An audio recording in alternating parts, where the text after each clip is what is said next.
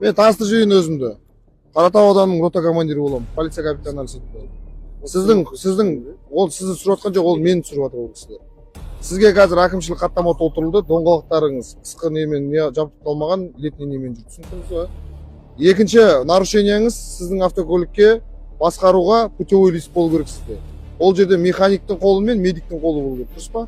Сізде путевой листіңіз болмағандықтан автокөлігіңіз айыппұлаққа қойылады. 612 баппен. Түсінікті ғой сізге жүргізуші? Қазір бірінші хаттамаңызбен танысыңыз, екінші хаттамаңызды қазір жазады.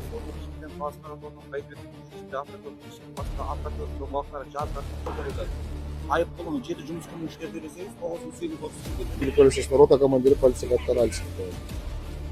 Қазіргі таңда ОПМ іс-шара шығып отыр.